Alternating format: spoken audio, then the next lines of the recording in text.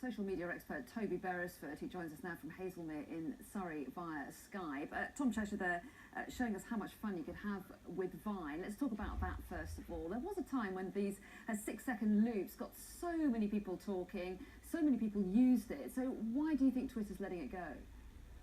Well, I think it's a simple business decision for Twitter. I think they look at a product like Vine and say, well, how many consumers, how many advertisers are really interested in it, and it's just not enough to allow Vine to continue as a standalone business.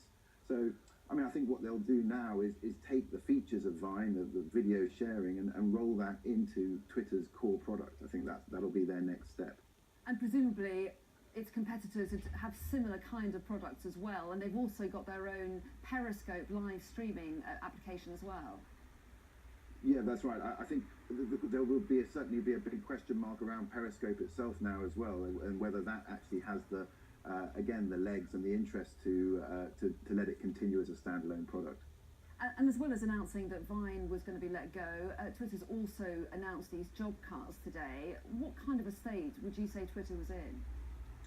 Well, I mean, I think any time you've gone through something like as bruising as a sales process where you try and sell the business and everyone turns around and says, no, we're not interested, I think there's going to be a lot of soul searching. But I would have said in the Twitter boardroom right now, the big buzzword will be focus, and they'll be saying, right, how do we change our strategy so that we can make a go of it ourselves and focus on the things that are really what is working, and be quite ruthless about it. And what that often means is that anything that's a drag or not quite performing, even if it's performing in mediocre, it's probably not good enough to keep Twitter going in the long run. And so they'll just jettison the things that aren't working. And it looks like Vine is one of those. Well, yes, and it's just 4 years old, isn't it? I mean, it's a reminder, isn't it, of just how fast technology changes and how quickly companies like Twitter have to move in order to keep ahead of the game.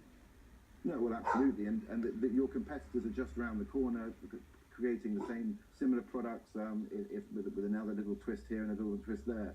I mean, I think for Twitter, it's not a great loss. I mean, I think closing down Vine won't hurt them so much. I think that the real losers in this will be those people who've created their own Vine profiles. They've built up hundreds of thousands of followers on Vine, and for them, it'll be a real loss as when Vine closes its door. All of those followers will just disappear overnight.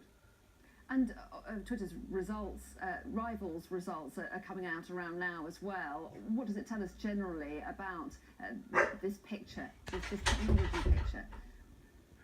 I mean, I think the big problem for anybody in the technology business is that there is a network effect. The biggest companies with the biggest networks, people kind of graduate them. It's like a sort of a series of bars along the waterfront.